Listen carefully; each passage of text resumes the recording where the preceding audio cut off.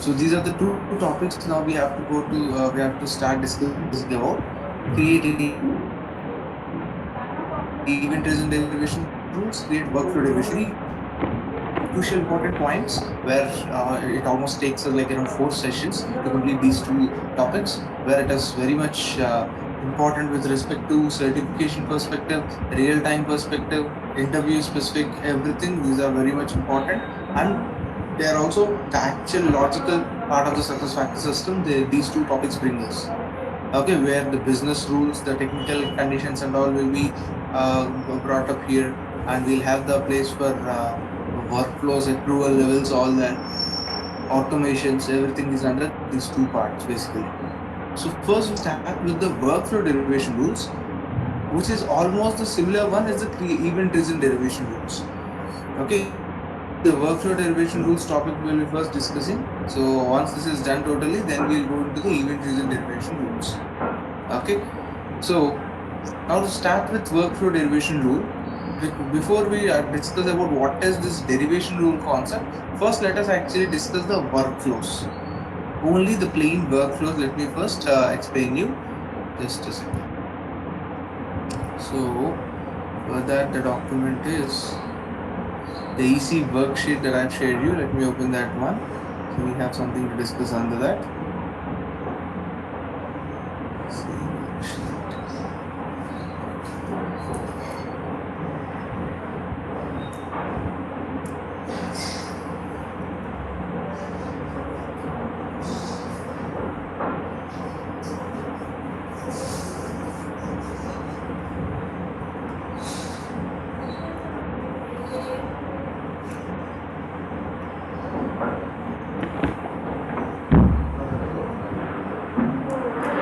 If you see over the sheet, gentlemen, so here we have a place where all the foundation objects are being defined, clearly mentioned with examples.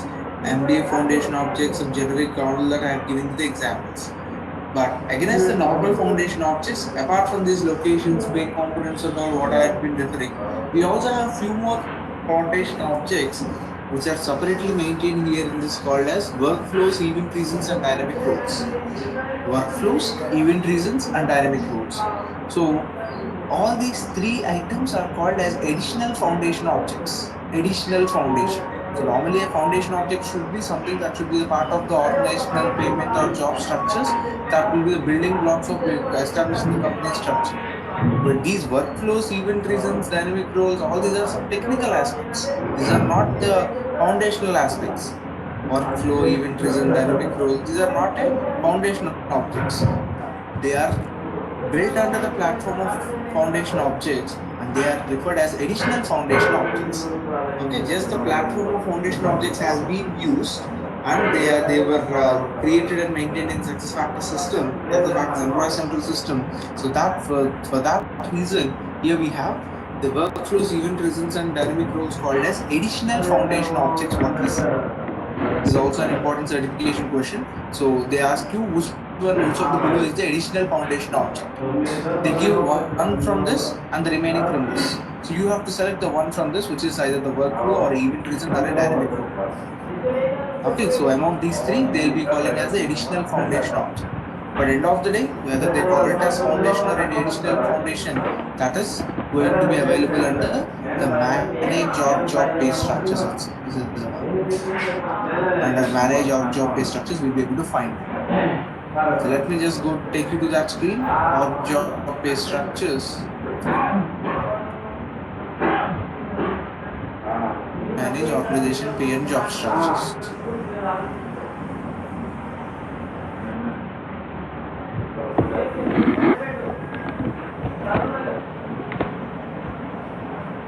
So here under this manage job based structures, we have the various foundation objects. Along with them, we also have this dynamic rule, workflow, and event reasons, all these three. Here if we select a workflow is, so all the Employee Central module specific workflows, they are all listed. These are all the sample workflows what SF has given, and few workflows that our participants have created while practicing, all that clubbed up. So here, let me just take one standard one called as address change. So they have just given a name of a workflow as address change. So basically, a workflow of SuccessFactors Employee Central consists of three important aspects.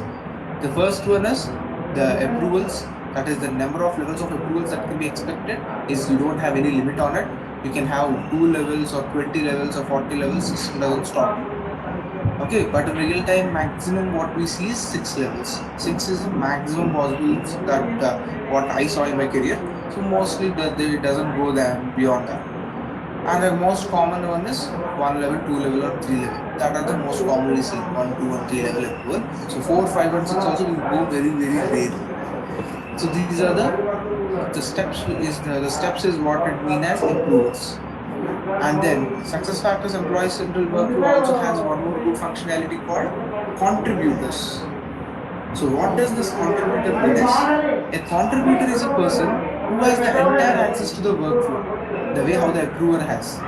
The way how the approver can look at the data of the workflow, he can approve it, reject it, he can give some comments, all that various things what an approver can do. The contributor also has the entire access to have the entire view of the data. So what is the data that changed?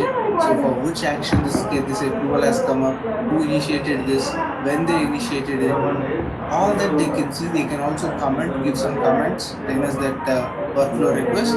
But contributors cannot actually approve or reject a workflow. Rest all is the same, except that button of approve and reject. They have the entire visibility into the workflow. Who are the number of approvers? Okay, who approved it, who rejected it, when it has been approved, everything they can see. And contributors' role will be to guide the approvers if they want to give some comments to the approvers decision, so that the approvers can look at the comments from the contributors and accordingly take their decision of either approving or rejecting. So contributors will be most of the time kept as like HRs, like top people. So such that say example, if a manager has got his approval, his subordinates have got that approval, but manager is confused whether to approve it or not.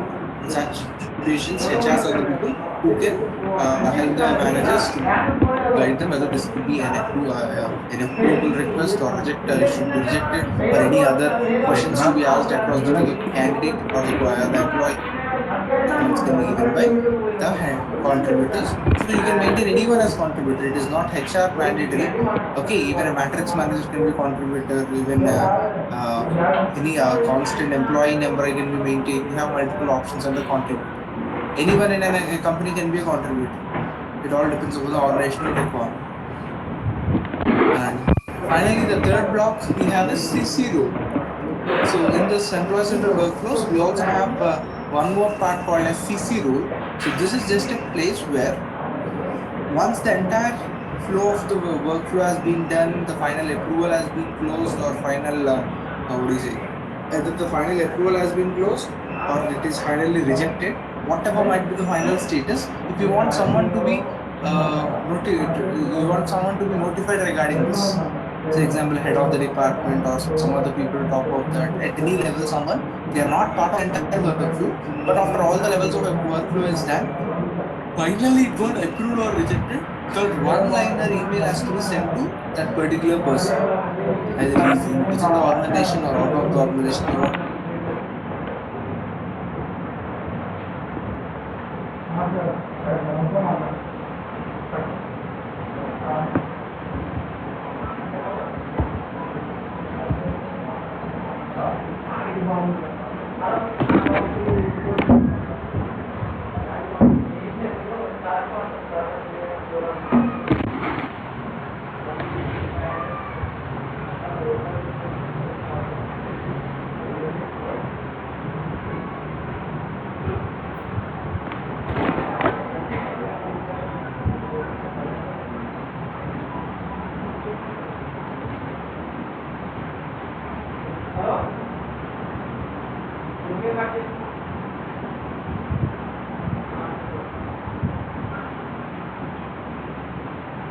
So this remaining days is an option. If you give it as 7 days or 10 days or something, such that whenever workflow has been triggered, say if you maintain it as 7 days, till 7 days it will wait. On the 7th day, if you don't approve it after 7 days, on the 8th day you'll be receiving an alert mail, from a notification, reminder notification from the SuccessFactors system after 7 days. Like if you keep it as 10, after 10 days it comes as a reminder notification. And every day, once in 24 hours, you'll be getting that reminder notification right from the 8th day. If I keep 7 here, on 8th day, 9th day, 10th day, like that, every day, once in every 24 hours, you'll be getting a notification until it is approved. Right. Then, is delegate supported? We have yes or no are two options. Yes or no as two options. So what does this delegate mean is, we have two very good functionalities linked with this delegation, guys.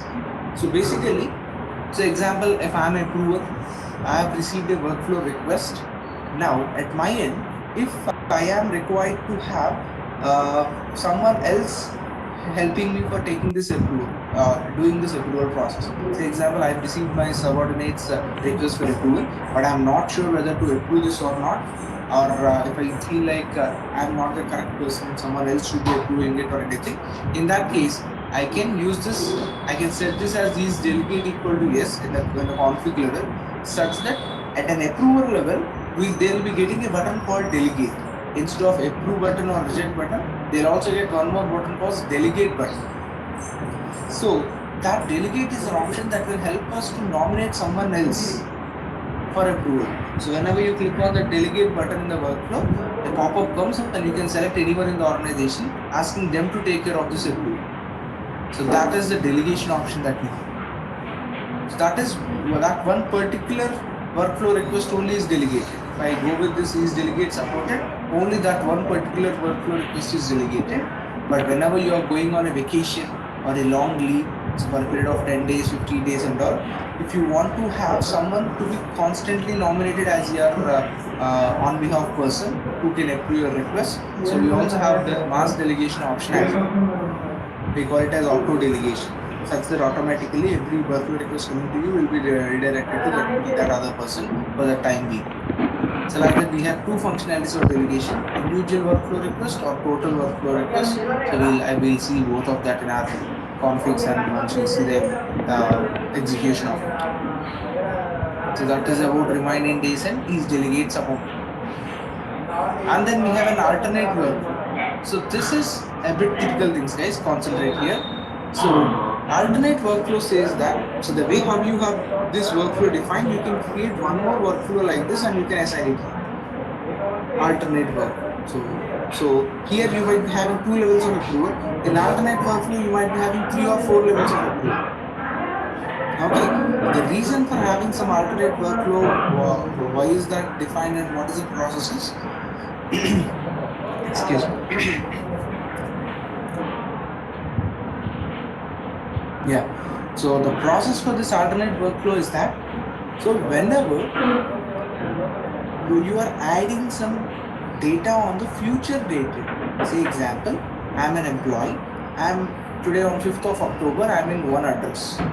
My address information, there is one address recorded in my SuccessFactors system. Fine. But I know that I am going to move to a new address from 1st of December. From 1st of December, I purchased a new flat and I'll be shifting into that flat on 1st of October. But future dated, I can maintain my new address in the system. Saying the effective date as 1st of December, I can maintain the new address record today itself. That is one future dated record that I maintain. So normally system goes with this workflow approval logo.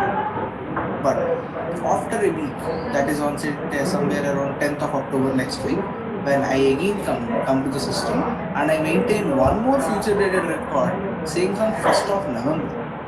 From 1st of November, I say that I am going to stay in one more address. That is for just a period of that 1 month from 1st November to 30th November. For the 30 days, I might be temporarily staying some other address, and I'm maintaining even that address here in the system, saying that from 1st of November. In that case, now this is multiple future dated records. Okay, so multiple future dated records coming in the system has some miscellaneous situation. So in such situations, system to detect that, I'm sending it to apart from a normal level of approval, if you want to send it to a different other level of approval, who has to cross-check the situation actually instead of just approving or rejecting. So you can have an alternate workflow call. So whenever system comes across multiple future dated records being created, then instead of a normal approval, if they want to send it to a different level of approval, then this alternate workflow will be triggered. Okay, but if you don't want any alternate workflow, if you just leave it as blank, so that might be any number of records, only this multiple whatever is actual levels of approval that we have given, only this will be triggered. It doesn't have any other issues. So this is not mandatory. If anyone wants to make use of this functionality, this can be assigned. Some other workflow can be created with 4 or 5 levels, and you can assign that such that in that situation, whenever multiple future dated records are being experienced, system will have this alternate workflow trigger this.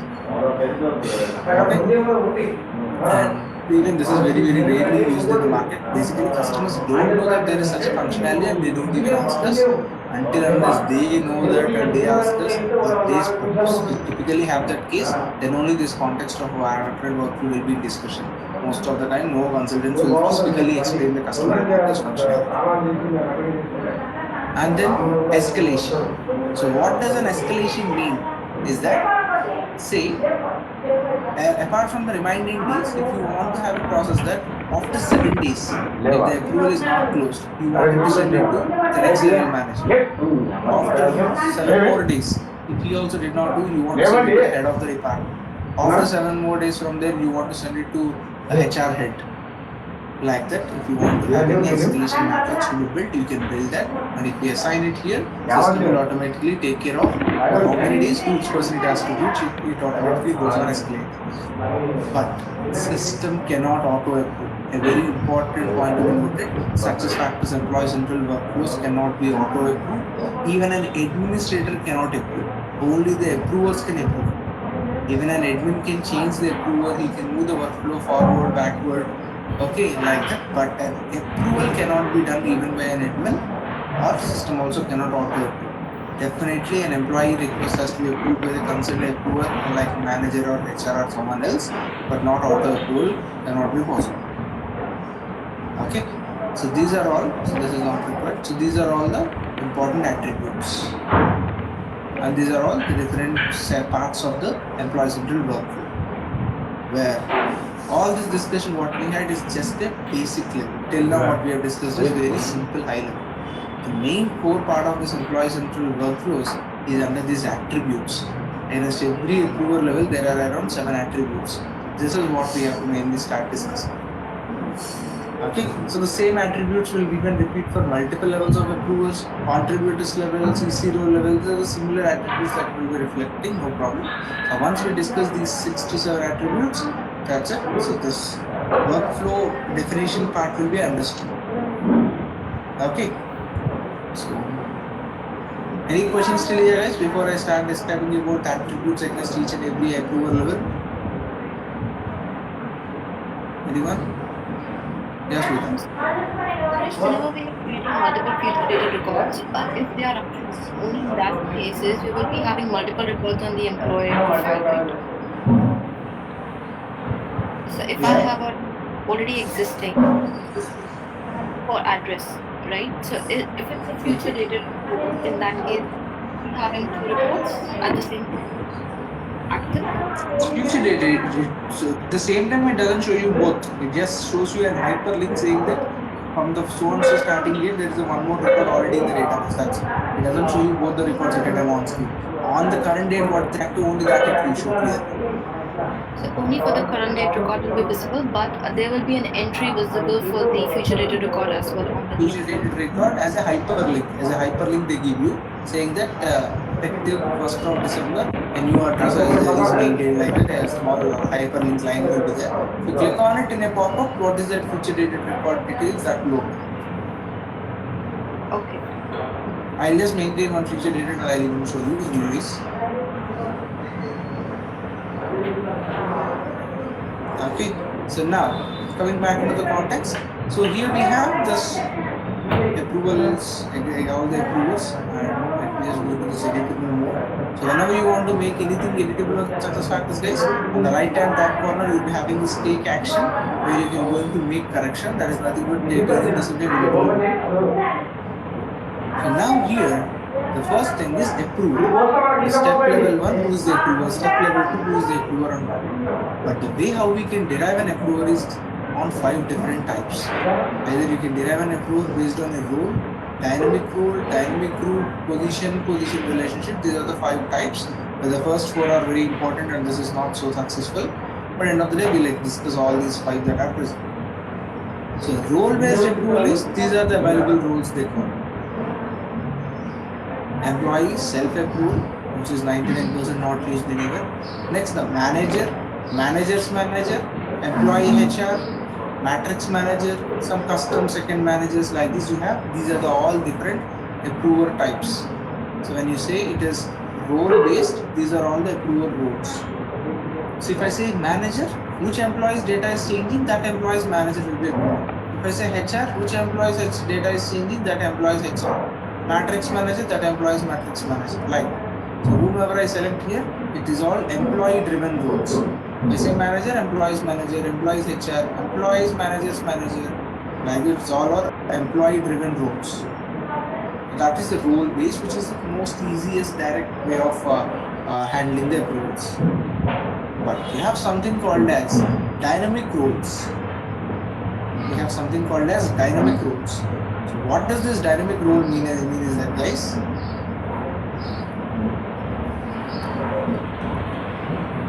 So here in the manage organization pay and job structures. So as I've told you that we have dynamic roles, workflows and even intelligence. We have been now discussing workflows, where we also have this dynamic role also as one more additional foundation object. So this dynamic rule what I am now selecting is also one more additional foundation object. That means in one foundation object we are consuming the other foundation object. Okay. So if I go to this dynamic rule, these are the different list of dynamic rules that are already present in this demo system. What does a dynamic role actually mean? Is that, let me just select the role.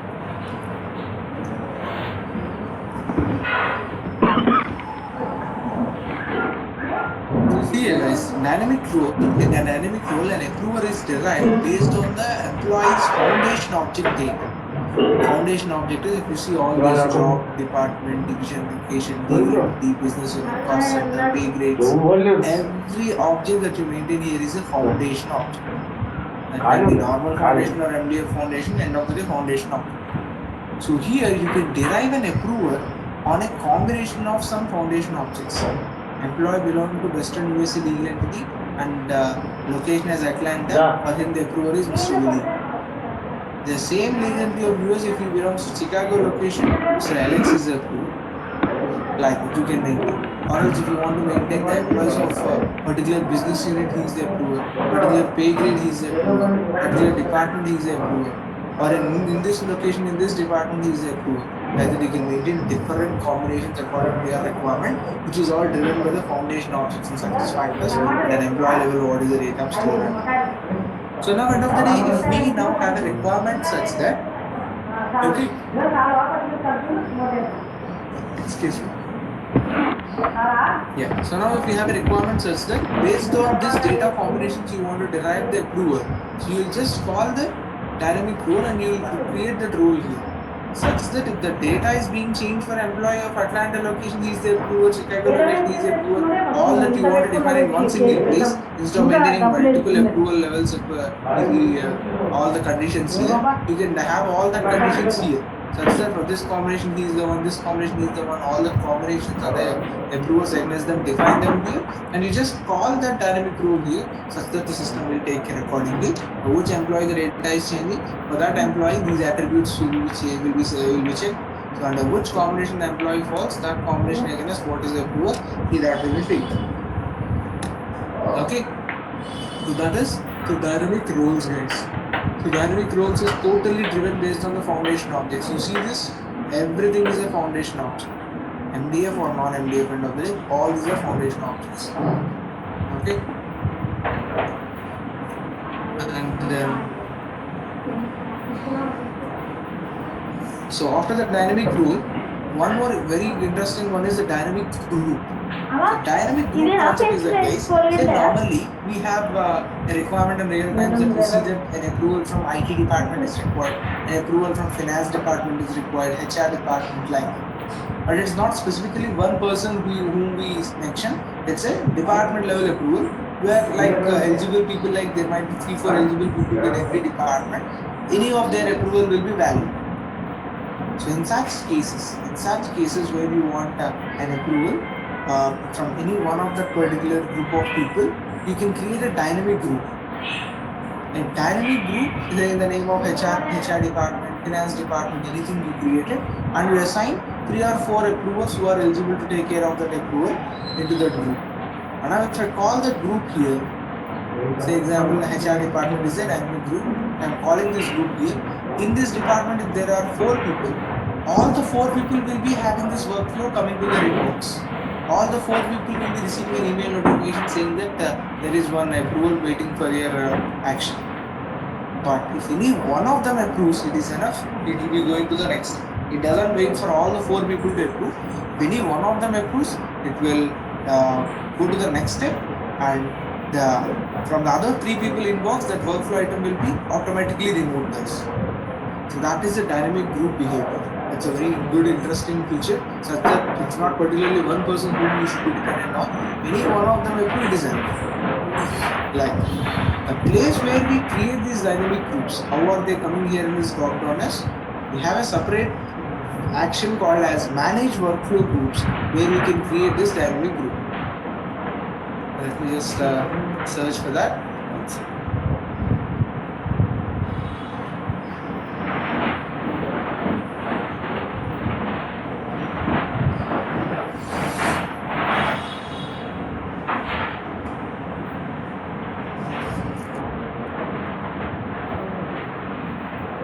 This is the one, manage workflow groups, guys.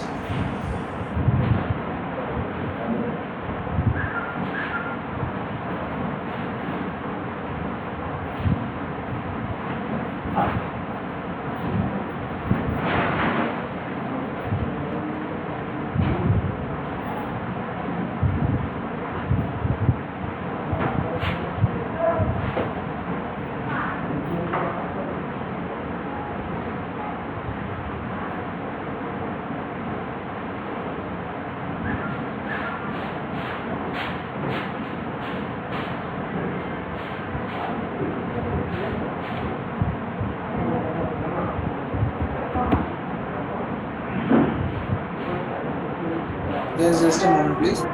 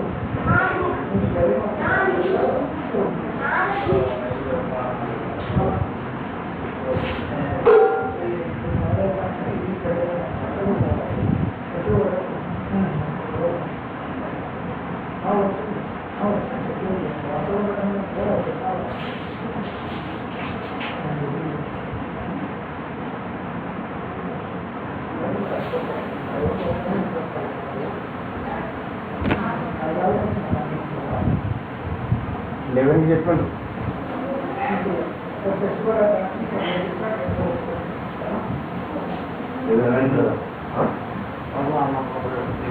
అన్ని ready అయ్యి చెప్పుకొని అప్పుడు రావడం వేస్తాను మళ్ళీ రిటర్న్లో ఇబ్బంది వాళ్ళకి పికప్ అంటే కట్టాలే కానీ కూడా ఆలోచన చేయాలి 8 మంది అని చెప్పారు ఇద్దరు అర్థం చేసుకోవచ్చు కానీ మన మనం ఎంతమంది Ram Yeah, guys. Sorry for the pause. So this is the action, guys. The place where we can create some workflow dynamic groups is this one called as workflow groups. Manage workflow groups is the one we call. So it's a bit confusing. There we call it as dynamic groups, but the place where we create them is manage workflow groups. So this is also an important certification question. This is the title itself is different countries as well. They use this as a certification question most of the times. Manage workflow groups. So here you have this one as dynamic groups. So all the groups what we see here, all these appear under dynamic groups in this list. So in every group you can have some set of people. Say select any. Let me just first select this group which is in the name of some address. So any name you can give to the group. It's free text field, that is your choice. Where the creation of a group is again based totally on their group definition. So this is nothing but the role-based permissions, the way how we have been creating, using all these permission filters and all. So using any of these filters, you can have the group created, but it is not recommended to use these filters. Technically it is possible, but it is not recommended to use these filters to create a dynamic group. So dynamic group is nothing but you have to assign only that particular approvers, 2, 3, 4, 5 approvers who are eligible in that department to do the approvals. In that case, if you use a location-based filter, department-based filter, anything, all the employees of the department, all the employees of the location, all that will be added into the group. Instead of that, it is recommended you use this user option. You go to this user option, here you can add the employees one by one individually. So who are those 3 or 4 eligible people? You can add them individually here. Such that like this, if you add this, so these are the 3 people who will be eligible for this approval. So any of these 3 people have to approve it. Like this individual, you are adding them. Instead of you deciding based on a department-based, location-based, anything, all the employees of location, all the employees of the department, if they come, it doesn't serve you your purpose. Those selected, nominated people only should be added. So this is the people pool, the group definition that we do. Okay, so you just have to create new group, you can give the name and you can use these filters or this user option and start adding one by one the individual users. Okay, so this is how we work on the workflow groups, which is nothing but here called as the technical part of it. Here it is called as dynamic groups. These are all the groups that we okay. This is the dynamic group list. And then the next one is a position based we have. Position based approach. So what does this position based mean is that here you have the list of all the positions that are created in this SuccessFactors system as a complete list that comes up. Complete list of positions which are created under position management. Right from the CEO level to the bottom clerk level, all the positions will appear here. All the positions are part of this drop down. So whichever position you select here, the person who is occupying that position will be the nominee, will be the approver guys.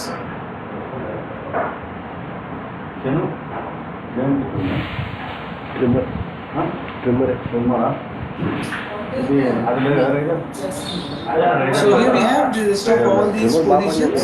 So either a CEO position or a department head position or a manager, senior manager, director, vice president, executive, whichever position you select. In that position, who is the current level person, he will approve it. So this is some very good setup here, which doesn't require someone to look after this again. No maintenance required. Such that once you maintain some position, so whoever is the person that is occupying the position on that current date, he is automatically treated as approved. So today, if the person in this position or resigns also, someone gets recruited. So when the new person comes up, the approvals will be redirected to that new person from that date. Like that, it's all position driven. All the positions in the SF system are listed here. So this is a strike-cut approach called position based. And the last one, the rarely used one, which has been just released around 1 year in this system, is the position relationship based, where A position relationship based is completely driven based on the position hierarchy, like position approval, parent position, parent position. Like this, you have this position based hierarchy that gets confusing. So parent position.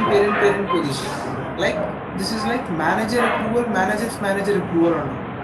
But you have that manager approval, that logic, and this is position logic. This both are present. But in some cases, both will be the same. In some other cases, it will differ. So that is what we had been discussing initially under position object concept, such that every time your parent position and the person who is occupying your parent position and the person who is occupying your who is your manager need not be the same. Who is your manager and the person who is in your parent position need not be the same. Okay, that is the chances. Like say example, every time the case of a CEO and his secretary. I'm not sure whether I told you this example or not. So if you take the example of a CEO, under CEO, under the line of reporting, line of subordinates of CEO, even a secretary of CEO can be the CEO subordinate, immediate subordinate. Okay, where this subordinate will daily report to the CEO. So that is the direct reporting. But apart from that, when you come to the position reporting, position hierarchy, so under the CEO's position, it will be like vice presidents, under the presidents, under the senior directors, then the managerial line, the senior managers, somewhere there the general managers and all will be there. And the designation of the secretary maximum given as general manager, deputy manager kind of sometimes. Okay, so end of the day, when you see the position hierarchy, the secretary position is 6 or 7 levels down the CEO. But when it comes to the reporting line, it is immediate. When it comes to the reporting line, see, the secretary is immediate reporting of CEO. So there is a change. So the position hierarchy and the normal employee hierarchy can have differences. It need not be the same in all the stages. So that's why when you use this parent position approval, parent position approval and all, so your expectation of what it should go, it should would not be the same in all the stages. Okay, say,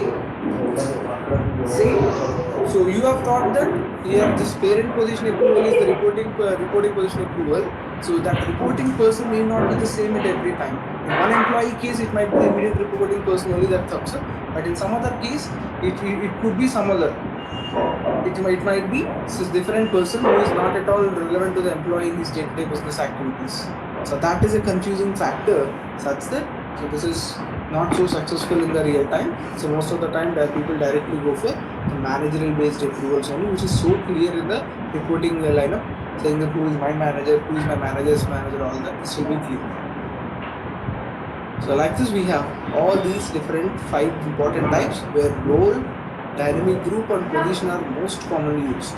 Role based, dynamic group based and position based are most commonly used. Approval types guys. Any questions on this? Approval types? Suresh, we are using dynamic group for choosing out of any 4 or any 5 approvers, one can approve and the approval will continue. What in the case if we have 2 approvers at the same time and both of them have to approve? In that case, which option do we use? You don't have such option at all. It is one person to be approving it one level. That's it. If you want two people to be approving, they should be in 2 different levels. You cannot say both of them in one level.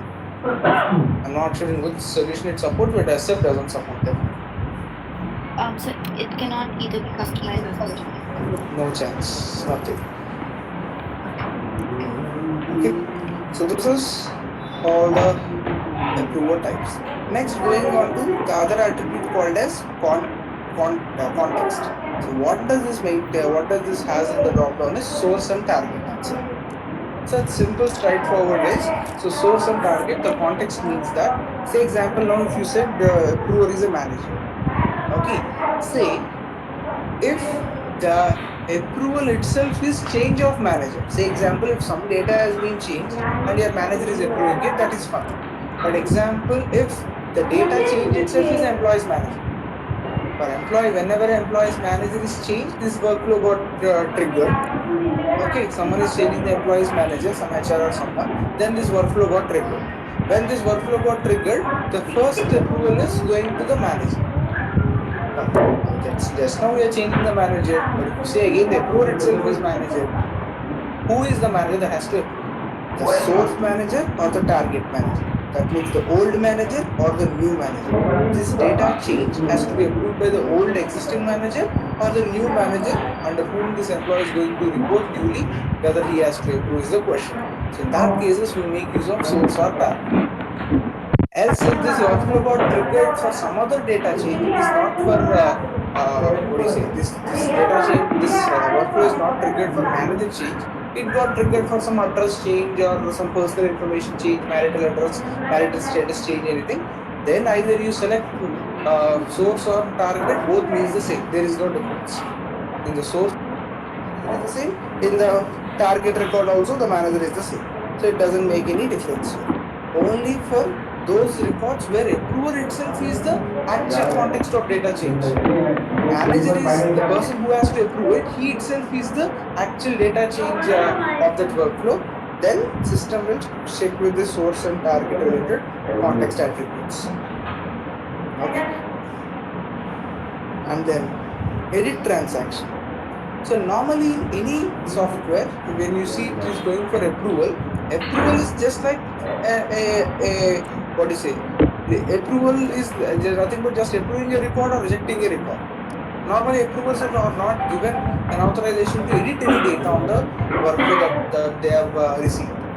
But here in SuccessFactors, we also have this functionality such that you can decide if you want to give the edit functionality. First thing is, if you don't want to give the edit functionality, approvers have to just see the screen. They're okay, they'll approve, else they'll reject it. Or they can also give some comments, maximum. But if you want to give a edit option, you also have that functionality with two types. Edit with root change, edit without root change. Two things. So what does this edit with and without root change mean is that, so in the edit with root change, the first one guys, so listen carefully. Say if I am example having 4 levels of approval. 4 levels of approval. So that is an address change. My address got changed. I have updated my address fields where the pin code I forgot to update. From one area of the city to some other area, I have updated my address line 1, address line 2, street, area, locality, all that I have updated. But pin code I forgot. Where in the 4 levels of approval, the first person has approved it, second person has approved it, now it is in the 3rd level. If the 3rd level person found it, the pin code is not properly maintained for this area, this is not a pin code, and if the 3rd level person is having the edit authorization and if he is editing the pin code, okay, instead of rejecting it, he himself is updating the pin code and he is trying to approve it. So now, whenever there is a data change that has been done by the approver at the 3rd level, do you want this workflow to be again initiated from the 1st level, again sending it to the 1st level approver, or you want it to go to the 4th level? From the 3rd level you want to send it to the 4th level, or you want it to again send it to the 1st level because the first 2 approvers did not approve this field, they approved some other pin code. When there is change in this, again they should be notified. So in such cases, if you select edit with route change, it will again go to the 1st level. If you choose edit without route change, then it says the 3rd level is there is some change being done by the approver, we can directly send it to the 4th level. Again, the first 2 levels need not be taken. So that depends upon the customer choice. Okay, we have both the options supported by SFA. That is about edit with route change and edit without route changes. And the last one is edit attachment only, where only the attachments, any workflow attachments that have been given by the employees while they are applying for some leave request or anything. So any workflow, at any change, at any place wherever you have attachment option, if the employees have selected that, so only attachments can be downloaded, uploaded and all, but they cannot change the data. So that is about edit attachment only functionality, the last one. So these are the 4 edit options that we have. Any questions on the edit transaction? Yes, Suresh, when it is edit without route change, will the approval 1 and 2 be notified of that same change, or Nothing. Okay. They have to go into pending workflows and look at it, or they don't even have that access. Nothing access. That's all. It's done. So already they have approved it. That is closed at their end. If there is some change happening at third level, they will not be notified about that any change. And normally, as a flow, the workflow is going from third level to fourth level and all. So at the end of the workflow, there will be this receiving acknowledgement mail saying that you being one of the participants, you will be notified saying that the workflow what you have participated has been approved totally. That's it. What data it is approved finally also they don't know anything. If they clearly explicitly go into the system and check only, they will identify that. So that is about edit transaction. And next is no approver behavior. So this no approver behavior is, say example, if you have maintained first level approver as manager or second level as benefited group anything. So in any of these levels, if the approver is not maintained in the system, you say the employee's manager is currently inactive, he has resigned and there is no manager for the employee currently. Or in this benefits admin group, you actually added 3 people, all the 3 are inactive, all the 3 have resigned, there is no one in this group currently. So in such cases, what should happen to the workflow? Whether that particular step of the workflow should skip and go to the next step, or it has to stop the workflow there itself. These are 2 options you have. So whenever system is unable to determine the approval, you want to skip that step and go to the next level approval, or you want to stop the workflow there itself. If you stop the workflow there itself, then the admins have to improve. So there is a application called as Manage Workflow Request, where the entire organizational employee central workflows can be monitored and managed in one single place by the administrators. That is not particular to one user, one department, anything. All the workflows of the entire employee central module of the system will be there, such that the administrator can look at those workflows which are in a stopped status, and they can assign some other approval, or they can move the workflow to the next step, or they decline the workflow request, anything, but they cannot approve it. So like that, I'll show you that manage workflow request tool in some other system. In this system, we don't have this available. It's not activated. In coming up session, sometime I'll show you that. So stopping a workflow which is stopped will be the responsibility of the administrators to take it forward finally, in whichever way they decide to take it. So that is about no approver behavior. Next one is relationship to approval. Again, this is something interesting. Relationship to approval says that. So here, if I say the approver is manager, what we normally think is immediately the approver is the employee's manager. When I say the approver role is manager, it is employee's manager is what we think. But if you want, it's not the employee's manager, you want the person who made a change, his manager has to approve. So if my data record has been changed, it need not be my manager who has to approve, who actually made the change. If my HR made a change, ask HR's manager to approve, not my manager. In that case, it is initiator missing. So who initiated the data change, that person's manager will be the approver. I say manager here, and here I say the relationship to approver is initiator. So whoever initiated the data change, this manager will be approver. Like if HR initiated the data change on my report, HR's manager has to approve. Like if you use this initiator option, both employee based and HR based will work. Say if I made a change, my manager will be approved. If my HR made a change, my HR's manager will be approved. But if I keep it as employee here, whoever made a change, my employee's manager only has to approve. Like so that is the difference between the the purpose or the significance of this option called as relationship to approver, employee or initiator. Okay. And then respect permission. So what does this respect permission say is that, so normally if an organization has an example case such that a manager should not be able to see their subordinates' addresses. A manager should not be able to see his subordinates' address information. That is the actual organizational process, and all the managers are not given the subordinates address portrait permission. So whenever a manager is looking at his subordinates profile, he will be able to see the other sections, but the address information section of an employee will not be visible to his manager. That is the example case. But now, employee made a change in his address and the approver is manager. You say the approver is manager. Normally on the approval screen, the manager should be able to see what is the old data, what is the new data, what is the actual data change that has happened. That summary details will be shown to the approver. Accordingly, they will approve or reject. Your RBP permissions, your role-based permissions are set up in such a way manager should not see the subordinate's address details. Now, when the approval came of your subordinate for approving his address change, if the permissions are set to respect to here, this setting is set to respect permission as yes, then according to the RBPs, it will display here in the workflow as well. So RBP says employees should not be shared with the manager.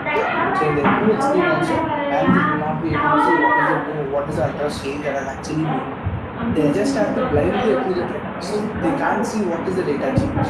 But that doesn't make a sense. In such situations, we keep respect permission as no, such that in profile level, yes, they need not be able to see, but at least when it came for some workflow approval, it should be shown. So the permission should not be coming into consideration when we are actually doing the approvals. When you are looking at employee profile level, let it receive. But in approval level, that should not be the case. In that case, we keep respect permission as no. So whether it has to go as per the RPP settings or against the RPP settings, is the respect permission equal to yes or no, what we have to actually choose in okay. So these are all the different important attributes at an approval level that we have to decide. The last one is the workflow one. So this is not so required. So normally a standard workflow email will be anyways triggered at every stage. So I'll show you that email templates also in the tomorrow session. Apart from that, any customizations of the email templates required only, we go for this. It is totally an optional one. It's not part of any certification content also. It's optional one, not required. So these are the things main important primary to be looked into. So all these 7 attributes. Any questions on all the 7 attributes or the header level, these options, alternate workflow, escalations, variation, anything?